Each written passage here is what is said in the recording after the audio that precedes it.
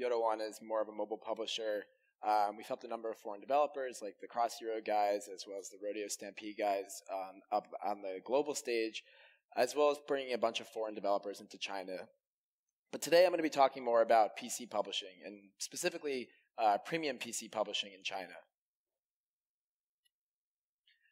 So currently as it stands, there are really two platforms that we're focusing on for publishing premium PC games in the China market at this time.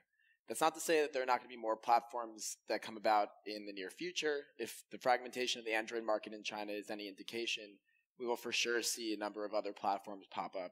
But as it stands right now, the two main platforms that we're dealing with are Steam and this new gaming platform called Tencent's WeGame platform. So let me throw some numbers at you first. China is the fastest growing market on Steam in the past 2 years. We've seen an over 200% growth in the amount of players that are downloading Steam and downloading games on their Steam clients. But this is really only a drop in the bucket for China. I mean, you see the Chinese gaming market is about 300 million players, and this is really only about 6 to 7%. And these numbers could be a few months out of date. I think we're actually pushing around like 18 million now, 19 million players in China on Steam. We're also seeing a change in the way that consumers are behaving on Steam. So before they may have downloaded only 2 or 3 titles on the market, but now they're actually increasing their Steam queues and adding in 10 to 15 more titles. So what really sparked this sudden change in the market? We have to thank our friends over at Perfect World for this one, where they actually worked very closely with the Valve team to launch titles like Dota 2 and CSGO in the China market.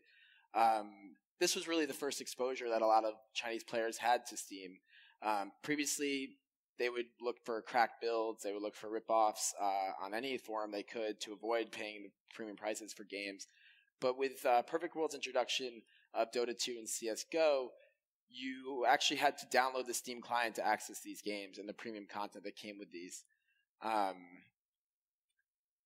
And next, to kind of go with the larger user base in China, they also started localizing payment systems. And this was actually done about a year ago, a little over a year ago, and you saw a huge influx of Chinese players after they were able to spend money on the platform. Previously, you had to use a VPN, you had to use a foreign credit card or a debit card. But now with local payments like Alipay, WeChat Pay, Union Pay, Chinese players now had the run of the Steam market. And lastly, well, disposable income. It's no surprise that disposable income for Chinese players has gone up. The middle class has been expanding for a few years now, and there's also this new appreciation for premium games by Chinese players. So whereas before they would be happy with a knockoff build or something that they downloaded for free, now there's a lot of desire for premium content, and that comes with paying a price tag for the games. But honestly, if you told me about premium games being successful in China, told me that about 3 years ago, I probably would have turned my head away and ignored you. But nowadays, the game has changed a bit. So what does it really take to reach this massive, relatively untapped market? Well, there's several things that we do on the publishing side to ensure success of PC games in the China market. The first and foremost is proper storefront translations, and I'll go into more details on all of these in a bit. It's ground up in-game content translations, localized voiceovers when appropriate, pricing strategies, live ops, and customer support, on-the-ground community management, marketing, and of course the government approval process. So today I'm going to frame the conversation around a title called Hand of Fate. Some of you may know this title. It's by Defiant Development out of Brisbane, longtime partners of ours on the mobile side. And for years, they'd actually been trying to push us into the PC publishing space. But we were shrugging them off for a few years, basically saying, look, it's not the right time. It's not the right time. And then finally, about a year and a half ago, it became the right time to engage. And so wanting to effectively do this without disturbing our relationships with our Steam partners, we want to make sure that we're doing everything by the rule book there. So basically what we were told is that, okay, look, you guys have to publish it under their account, and basically do a geodetect when you get when Chinese players are trying to access the build in China. So instead of downloading the global version with a Chinese translation, you're actually downloading a full-on Chinese build of the game, a version of the game, whereas in-game content is completely different. The translations, the strings, everything is completely different. The artwork. It's a very deep culturalization that we've done with it. And first off is the culturalized storefronts. And this is really key because this is the first impression that your gamers are getting for the game. Improper manifestations of a poorly translated storefront really drive away Chinese users. And you'll actually see it in the reviews and the comments of the game. And also you get made fun of a lot in Chinese social media as well. So it's really important to really create a voice with your game description that really speaks to Chinese players. And you're not really doing a direct translation, which it's a very different culture in China. It's not a simple localization service that can come in, do just a very, I guess, on the surface translation of the content. But what we do is we try to get into the player's mindset. What do they want to see when they're coming to the storefront? So we did this also with a game called Infinity Wars, and immediately when we started relaunching these culturalized storefronts, we saw an uptick in the game reviews and a boost in the overall rating of the game. One of the most important aspects of this whole publishing process, though, is the content culturalization. And I can't emphasize this enough because this really is where it pushes your game over the edge from a localized game into a really culturalized product. And what we do with a lot of the titles is you'll see that we actually do a lot of the in-game content in terms of the artwork. We redo the dialogues, and we actually have our game designers, our Chinese game designers, play these games from the ground up. And instead of doing those direct string translations, they'll actually work with the developer. They'll work with the game to actually understand it fundamentally on a Chinese player basis. So they are playing through the game. They're making these dialogues. They're understanding the interactions within the background story and the storyline to really make sure that players make sure that they're really reaching out to Chinese players. And having content like simple stuff like, I wouldn't say simple, but stuff having like your card art translated really goes a long way. And then we didn't really stop at just the text strings and the dialogue and text. In the case of Hand of Fate, it actually made sense for us to do voiceovers. And we actually got a lot of feedback from Chinese players saying they wanted to see a lot more of the content in the game have Chinese local voiceovers. So we did that. 欢迎来到命运大厅。 It helps that he has a mask on, so voiceovers aren't always successful, especially if it appears that you're dubbing the content. In this case, it worked very well for this particular game. And you can see again the card art, a lot of the 3D animations. We actually can't use this video trailer now in the game, and I'll tell you a little bit why later. 你准备好了吗？ But throughout the game, you've got these voiceovers, a trailer, the cards, really an in-depth culturalization for the game. And the next is really your pricing strategy. So Steam currently has a pricing suggestion feature where they basically want you to lower the price for the Chinese audience to about 50% or half of what it is in the US. And for the most part, this is exactly what you want to do.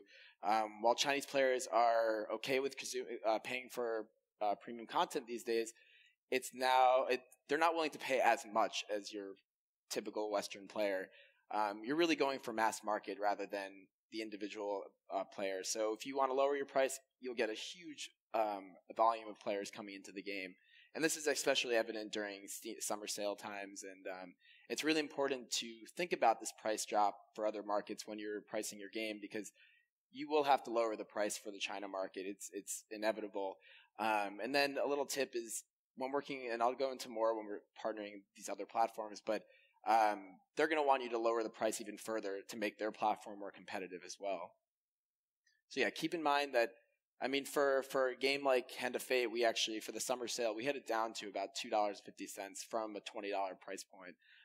So a big jump, and it should go into kind of your projections on what you're thinking about in terms of pricing strategy.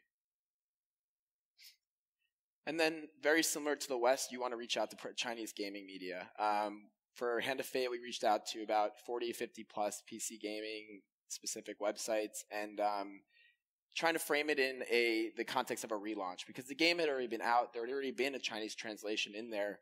Not the best Chinese translate, but a decent one that was attracting Chinese players. But in order to pique the interest of the local gaming media, you really have to know who to reach out to. And you really should be working with a partner that has these connections, as many of the other publishers do, through the mobile side, through other PC titles. But you really want to target your media and your press release pitches towards these gaming media sites, as they will start generating positive traction for your game.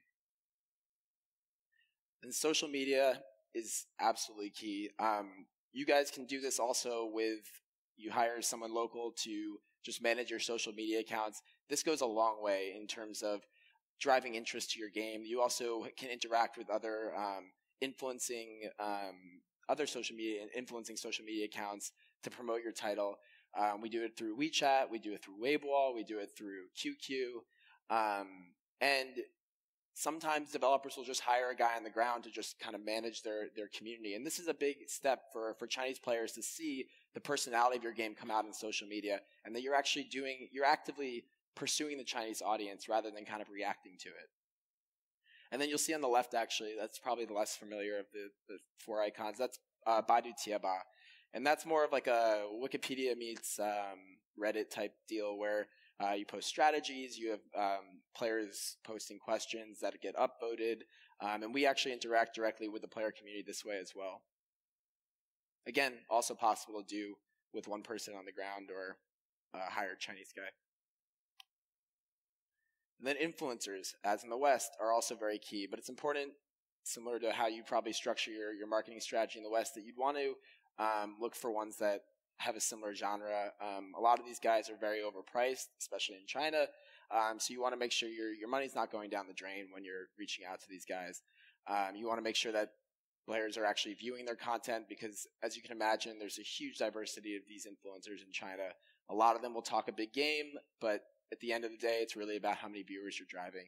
And with our marketing pitch, with a bunch of these guys, we actually were able to get about a couple 100,000 views on launch day through live streaming, through video posts on these various platforms, Youku, Bilibili, and Douyu. And they also help promote on their various social media as well. And then it's also important to work with your Steam partners. Let them know that you're doing this big culturalization, this big content drop, and they'll support it. I mean, if you're making this effort to really relaunch the product and target such a massive user base, they'll be pretty excited to help you out with it. And it's important to keep up that communication as well. And so with Hand of Fate, we saw a huge increase in revenue that was generated from the Chinese audience. It was about 1,000% after we relaunched it on China. So it was already built out there. We relaunched it, and we saw this huge increase. And now it's about, I think nowadays it's actually about 45 to 50% of the total revenue. And the game had already been out in Western markets for about, I think, 2 years. And we had a very similar experience with a game called Infinity Wars.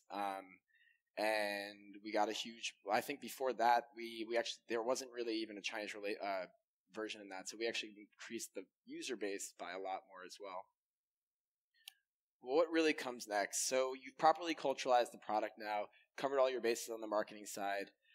In this section, I'm going to discuss more about the government approval process and why it's important. So a couple months back, we started seeing this fun error message pop up in China for players trying to access the Steam from the mainland. In an effort to diversify risks and ensure that we're targeting all available markets, we're actually going through other platforms as well. So like I alluded to, Tencent. But I mean, basically what happens is you saw these Weibo posts come up, and we were tracking them pretty closely. We'd get up on Steam, we'd see the error message. And this is kind of acting as a harbinger for potentially what can come in the future. And we know that iOS has been operating in a sort of gray area for the past year since these new regulations came into effect in July of last year. And we don't really know what's going to happen with Steam, and we don't want to speculate too much, but we do want to diversify as much as we can. So the answer to that is partnering with local partners like Tencent's relatively new gaming platform, WeGame. And it's actually getting a lot of traction so far. So right now it has about 30 million daily active users, and there are only about 40 to 50 titles on this platform at this time, and only about a dozen of those titles are from foreign developers. And right now those titles that are on the platform are actually titles that Tencent has brought in by themselves, taken through its paces in terms of culturalization, and then has applied for government approval on their behalf. But this is a huge headache, and Tencent's kind of realized this, and they're actually looking for other partners to help bring other titles onto their platform, because the bandwidth to get all these games through the government approval process, it's really, it's a lot of work, and even Tencent doesn't have the manpower to quite do it with all the titles that they want to bring onto the platform. So we're working closely. We're constantly showing them titles, new games that we think might be a good fit for the market, and looking for that kind of approval that that Tencent is going to say, oh, look, we do want that title on our platform. And we will support it if you guys get through all the culturalization and all the approval process. So government licensing, it's not new to us. Some of you mobile developers will recognize this little message on the iTunes Connect backend when you want to submit for publishing in China. You'd see this message pop up. Gives you an option to insert the approval number, an ISBN, from the government body that kind of governs everything. And it's not new to us because we've done this on the mobile side for a little while. I mean, this is relatively new, this last step that I'll go through, but these first two steps that I'll run through are actually, they're pretty standard, and we've had to comply with these for the past few years. But yeah, I'm going to have to, the details of this are really annoying. But so the first is copyright registration. And this is with NCAC, which is National Copyright Administration of the People's Republic of China. And this is really for your channel partners. They're going to need this in order for you to launch your game on their channels, their distribution channels. And it basically says, okay, we have the right to launch this game, this IP in the market. And this is to get this is actually typically a 30-day process. And it's from the early 2010s when there was a surge in piracy in China, ton of cracked builds, rip-offs, straight-up IP infringement by local developers. So this was the first answer to this whole process, was initiating this first step. And then the next, it's a two-part step, where your first part is you're basically getting approval by the Ministry of Culture. And you have to send in your description of your game's content, including any and all details of mechanics, storyline, background information, etc. You also need to provide that copyright registration from step 1, proof of local business registration. You also need proof of contract with the publisher, the developer that you're working with to launch in China, as well as legal documents declaring that the game doesn't violate or infringe upon any local regulations or laws in China.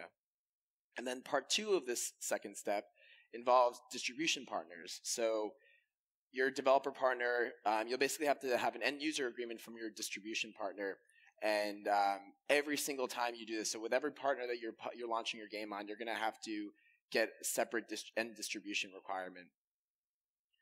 And then the latest and probably the most annoying part of the process is SAPRIP, the State Administration of Press, Publication, Radio, Film, and Television.